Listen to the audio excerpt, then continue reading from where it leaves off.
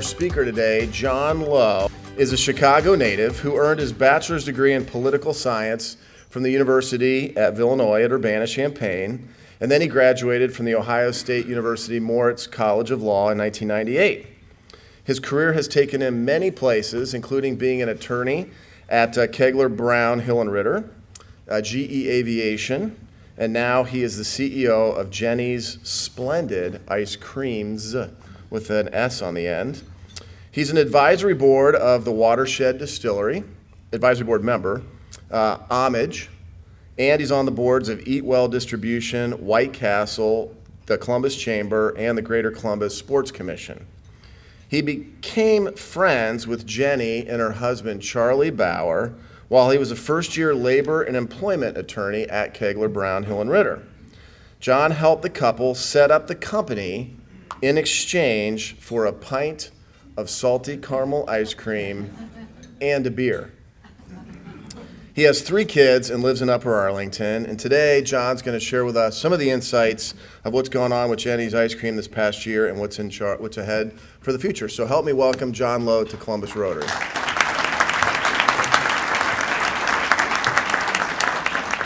It's great to be here. It is great to be here because there were many nights this past summer where I could not see a path that would enable me to stand in front of a group at the end of the year and say, we survived and we're back. And I can now make that bold pronouncement, and it feels fantastic, and I'll share a little bit of just how bad it got. First, my father is here, and I think it's appropriate to start with a story that relates to him. First of all, he was always the super engaged father. He coached every basketball and baseball team I was ever on. He helped with the homework and all those things. And if I've amounted to anything, it's because of his unconditional love and support. But there was one day this summer when there were only 2 people featured above the fold on the front page of the Columbus Dispatch. And I can laugh about it, or maybe that's a little too strong. I can make a little bit of a light of it at the moment because we know now that no one was significantly injured, and there were no deaths related to Jeni's Ice Creams and the things. But at the moment, we didn't know how bad things could be. And so above the fold, the Columbus Dispatch had a headline about Jeni's, and I was the only person quoted. And the only other story above the fold was that Bruce Jenner was becoming a woman. And my dad said, I have to admit, when we were growing up and we were eating Wheaties together, I never envisioned a day where that could be the only thing above the fold in a newspaper, right? Remember Bruce Jenner on the cover of Wheaties. All right, so here's a little insight into just how bad it got. I'm going to give you a little background that's a little bit inside baseball, but we were a company that was booming. We were having tremendous success. We had just opened, this is sort of late 2014. We had opened in Charleston, South Carolina to great success. We had opened in LA. And at this LA shop, a little corner in Los Feliz, we had just incredible lines, incredible support, and the shop was outperforming the pro formas we had for it to be break even. And we were feeling really good. But we knew we needed more money to help to be able to open up more of those shops. And the private equity markets are what I think everyone has settled on the description, that they're frothy, right? Prices are too high, private equity firms are overpaying, and we needed some of that private equity fund to keep going. And we'd been flirting with a number along the way, very worried that we would pick the wrong partner and that we would screw up some of the secret sauce inside the company that makes it a special place to be. We got very close in late 2014 on a deal, and that was set to close in early March. And the closer we got, the more worried we got that we had picked the wrong partner. And we were very far down the path, and it felt like it was too late to turn our backs. And the morning of close, we walked away from the deal. And Jeni, frankly, gave me a hug like I haven't received a hug in a good long time. She doesn't cry. She is a super strong, very powerful person, but she had a little bit of a tear welling up in her eye, and she said, "This is not right. This isn't what we built this company for. This isn't who we want to be. Let's not do this." And we walked away. And we knew we were putting the company in some financial jeopardy, but we knew that there were a whole bunch of other firms out there that would be there for us. And so we immediately pulled down $1 million line of credit and knew that that was enough to get us through 2015, and we would go find a new partner, which was a perfectly good plan until Listeria hit. And so Listeria hits us when we are much more vulnerable than we otherwise would have been. And the way Listeria hit us, I was sitting in a packaging meeting with an outside firm that was pitching us on their ideas for some new things. And I had sort of pumped them up to Jeni because I thought we needed some outside brains to help us think through a new packaging look and a new effort. And they were failing. It was a boring meeting. And Jeni has a way of letting me know this is a boring meeting, and I have a way, I think, unintentionally of letting other people in the room know this is a boring meeting. And we have a glass wall. The CFO walked by and saw me and stopped and opened the door. And I thought he was being a great human being and rescuing me from this meeting. It turns out he was not. He said, "I apologize for this interruption. I need John to step out. I need to talk to him." And that set off the string of events that over the next 24 hours changed our life. We very quickly huddled up as what he was informing me was that the FDA had shown up at our production facility, and they thought, but they weren't sure, that there could be Listeria in a pint of ice cream sold in Lincoln, Nebraska at a Whole Foods, and they wanted to talk. And the only thing we knew about Listeria at that moment was that it had taken down Bluebell. Sorry, do I have that right? Bluebell. I confuse Blue Bunny and Bluebell all the time. We had absolutely no clue how it could have gotten in our ice cream, and we had no idea what the future would entail. And over the course of 24 hours, we quickly got our heads around a couple of things. And I will tell you that you don't know what your leadership team is like until they're under excruciating pressure, and you can't see around the corner. You don't know what's coming. But there was very fast unanimity that we have to go broad. We cannot just recall this single pint or this single lot of ice cream, because we had no better reason to think that it was just that lot than it was every lot we'd ever made. We had no basis for sort of limiting it because we had no idea how it had gotten in the ice cream. And as soon as we got to that point, we thought, well, we can't have our shops open, right? We can't be a company that thinks that there's a 3% or a 30% chance that somebody could get injured. And so we quickly got to that night, we have to shut down our shops, we can't open them up the next morning, et cetera. And we had absolutely no idea what this meant for the financial viability of the company. We had a vague understanding that we had recall insurance. It turns out we did, but there was an exclusion for bacteria. Right. So we didn't have recall insurance. And we had business shutdown insurance, but that was aimed primarily at like bad weather that would close a store for a night and you might lose a couple $1,000. So as that info started rolling in, we knew we were in really deep water. And that Saturday morning, I took my kids to soccer. And as I was dropping them off and trying to keep a hat over my head very down far so no one would recognize me, I saw an old friend, Andy Sweary, who works at the finance fund. And I said, Andy, is there any chance you guys have access to some emergency capital? Because we're going to need a bunch. I don't know how much, but we're going to need a bunch. And he said, I have no idea, but I'll huddle up the team and I'll see what we can do. And I'm here to tell you that the finance fund loaned us $1.5 million when I couldn't tell them how we would ever have revenue again or when. And that $1.5 million was a lifeline for us that enabled us to keep some people employed, start hiring consultants to figure out how to fix the problem, figure out what the problem was and how to fix it. that I would not get to stand here today if they hadn't, within 1 week of our ask, been able to wire us monies, or at least say the answer is yes, and we'll work out the details very soon. That is a debt we will forever owe, and I'm happy to tell you today that it was a 6-month loan. We've paid it back, and the interest on that $1.5 million will never do justice for just how important that was to us. Our financial backers locally also stepped up to the plate to keep us alive, and it enabled us to go find the right private equity firm to keep us afloat. We switched the way we manufacture ice cream. We worked with great partners at Smith's in Orrville. They have a world-class production facility that has been providing to us our milk and cream, and they have an ice cream production facility.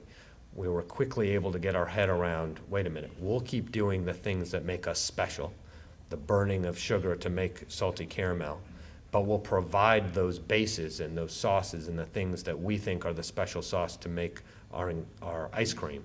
We'll provide those to this existing facility that can then churn out the world's greatest ice cream for us. And that sort of getting our heads around that was a path forward was then enough to allow the private equity world to think that they could back us without a risk that listeria could appear again. Let me pause for a moment and tell you 2 quick stories. One, we opened the doors to great fanfare the first time. The mayor scoops for 2 hours at our Short North location. We are back. Things are awesome. Things are booming. And the Columbus Partnership and the Columbus Foundation sponsor the Young American Leaders Program, where the city sends 9 or 10 people to Harvard Business School to talk about public leadership and how to foster cross-sector efforts to improve the world. Government working together with business, working together with nonprofits. And I'm in the middle of that. I'm very fortunate to be asked. I'm there, I'm loving it. I find every possible way to mention that I'll be at Harvard next week, right? And it's fantastic, and the phone rings. And they have found listeria on the floor of this production facility. We've just spent a very significant amount of money re-engineering. And I will tell you that probably 30 to 50% of all food production facilities have listeria around them in some form. And we could have simply stopped production, cleaned the place, opened back up, and started making ice cream again, and nobody would have been any the wiser. And that is done at food production facilities on a, if not daily, at least weekly basis around the country. And there is a good argument, I share this so that you're aware, there is a good argument that we overreacted and that overreaction cost us millions.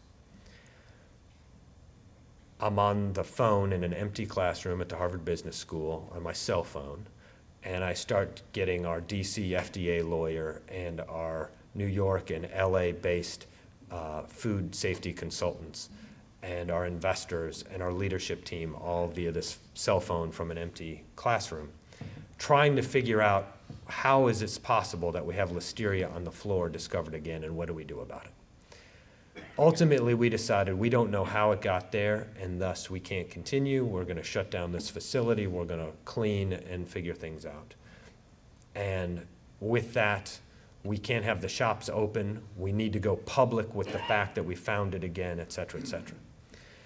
And that series of decisions cost us millions because it was reported that there was a second listeria outbreak.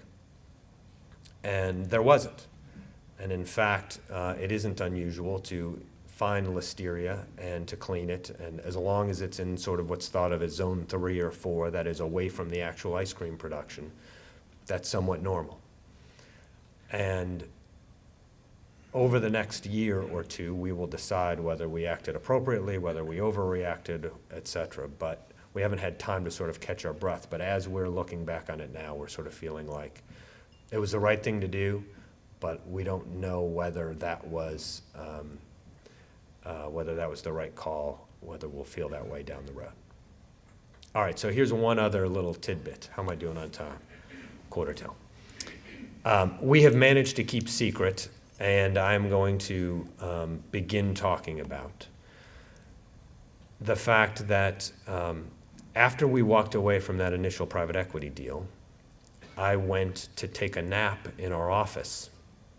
And I told my assistant, look, I'm going into the breast pumping room. I've checked with the one woman who uses it. She's done for the day. I'm going to take a nap on the couch.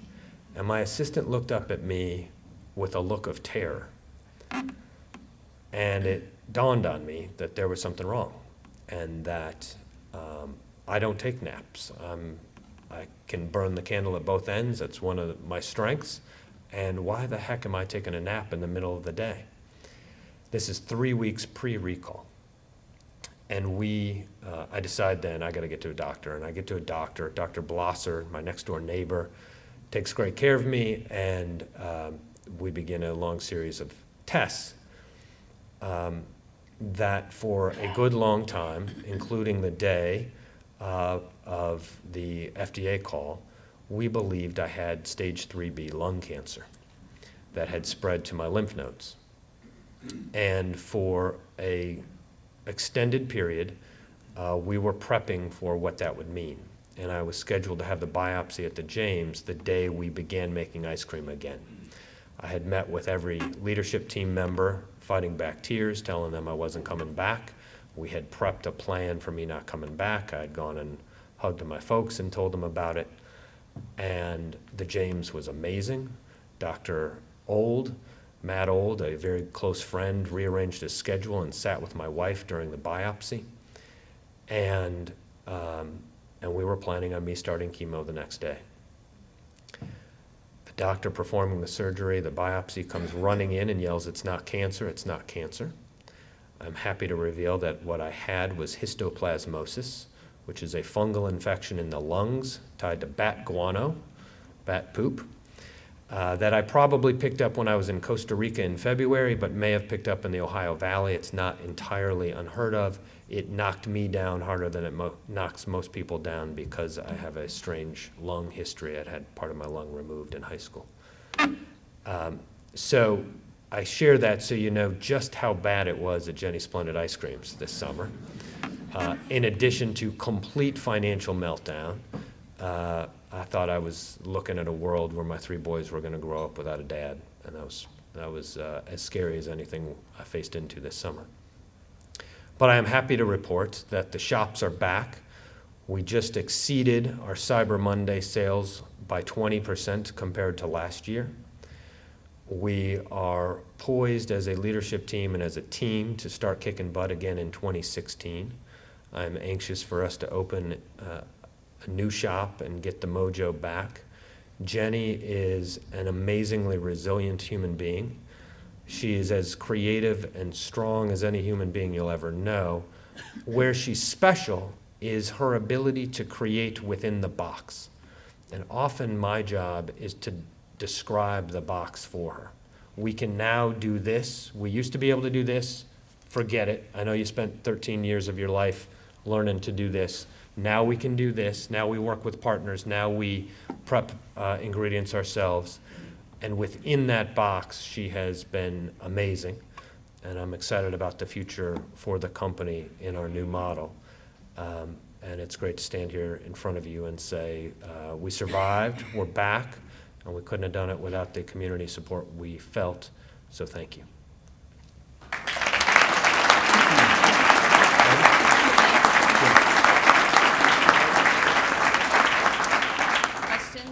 Questions? Yes, sir. How do you stop Wisteria from reappearing in your manufacturing process? So it came back once. So here's the true deal on how it came back. We are now about 90% sure. When we reworked the production facility, we changed a lot. what we left in place were trench drains where the ice cream machines sit, that had been sort of a focal point in our studies of where Listeria had been. And we had done everything. I mean, we had brought in some truly phenomenal experts. What we didn't realize was that one PVC pipe that dumps onto that trench drain is actually piped back to a water cooling tower that sits outside the facility. It is a horrible design. As soon as somebody stuck a swab way up the pipe, and because they realized, like, I'm not sure exactly where that leads, unfathomable within the ice cream industry that it could lead outside, but it did. And that water cooling is air cooled, so we cool the machines with this water pumping through it. It then goes outside and drips while air passes through it. That air has dirt in it, and dirt has Listeria in it. And so we then flush that occasionally by not going straight into the sewer for reasons I can't explain, but being pumped back into the trench drain in our production facility. And we are very confident that that's how Listeria came back into the facility the one time they had just done it. So we have a very rigorous environmental testing program. We swab the facility once a week with 130 different sites throughout it. We haven't found Listeria since we cut off that place roughly 4 months ago, maybe 6, I don't know, I've lost track of time. And you probably never totally cut out Listeria, but you monitor for it and figure out where it is. So far, we think we've actually cut it out, but we'll keep monitoring, as most world-class food facilities now do. Yes, ma'am. You mentioned Bluebell, and that they also had this Listeria, but I don't think they had the same reaction that Jeni's did. Can you tell us the difference? Well, Bluebell is a very large company, been owned by multiple generations. They had a number of production facilities. My understanding is that they became aware of Listeria in their environment, and now, with the benefit of hindsight, did not react the way they would today. And I think most sort of the biggest issue was that they were selling ice cream long after they were aware of the potential at getting into the product, it sounds like from our understanding. And they were selling at hospitals, so sort of directly serving those most at risk for suffering the most from eating Listeria. And I believe there are now, I don't know where it is in litigation, but I believe there's a fair case that a number of people died as a result. But for the grace of God, right? And I do think that they did not handle the initial understanding the way they would today. In the back. You spoke of Jeni's in LA and Charleston. What are your long-range plans to bring it to other parts of the country? I believe that Jeni is the single greatest ice cream maker in the world. I think she is an enormous creative talent. She brought a chef's focus on quality and an artist's creativity to what had been a commodity product, ice cream. I think there is no end to the places people should get to enjoy Jeni's ice cream. At the moment, I'm focused on continuing to have success where we've started: Nashville, Atlanta, Chicago, LA. The Charleston shop is sort of a one-off because it is such a food tourist destination, right? The wealth of Ohio, New York, DC go there for the great restaurants, and we want to serve all of you who go there. But I think there's no reason to believe we can't have a Jeni's in New Orleans or Miami Beach, or pick the location. But time will tell how they continue to perform. But I want us to be the greatest American ice cream company, and I think that opening scoop shops is a way to do that because it introduces so many people to Jeni's creativity and quality, and then hopefully they fall in love and buy the pint of ice cream at their local Whole Foods. Sorry, yes, go ahead, sir. You talked about how common listeria is in the food industry. Help us understand why how it doesn't cause more public problem. It survives in cold production facilities. Ice cream is the primary. I think that, what we think has happened is that most people, if hit with listeria, don't die. They have flu-like symptoms. It's sort of a prototypical, I ate something bad yesterday, I'm fine the next day.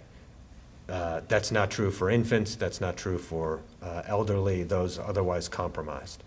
And so we don't know. We think that testing is much better today than it has been historically, and we don't know whether there are, if there's a reason that there's an increase in it other than increased testing. There was a hand over here at Pastor Lee, sir. I was deeply moved by your story about your resilience and your leadership team. You say you find out when going's tough. And I was reminded of the Rotary four-way test. And is it the truth? Is it fair? Is it beneficial? Does it promote goodwill? And I think if you look at that, I think your company used that test in spades, exemplary. My wish for you is great success, and I'd love your story to be a Harvard case study in the future. It's very, very kind. Thank you.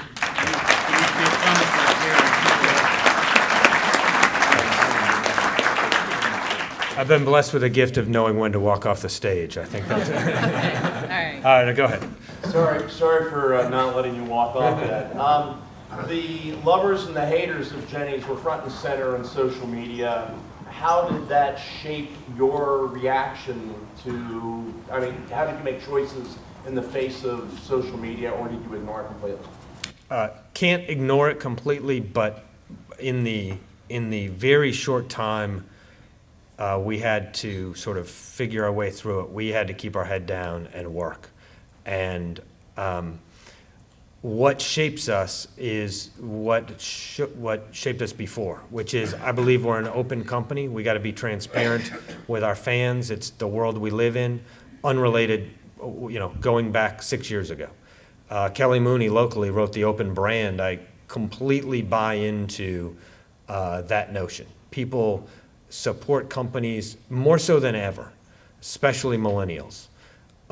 They support companies they believe in, whose values they admire, et cetera, et cetera.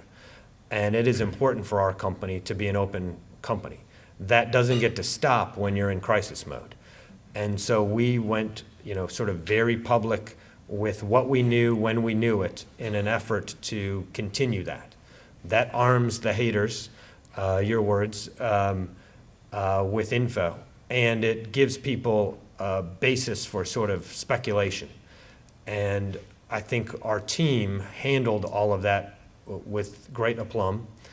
I will tell you that one of the first things we decided, based probably on my great GE training that handled crisis communication and planning maybe better than anybody, we pulled in some of our top employees that were now not going to have a job at the shops for the short term, and we set up a crisis communication center in the office and staffed it and brought in the lawyers and the training very quickly.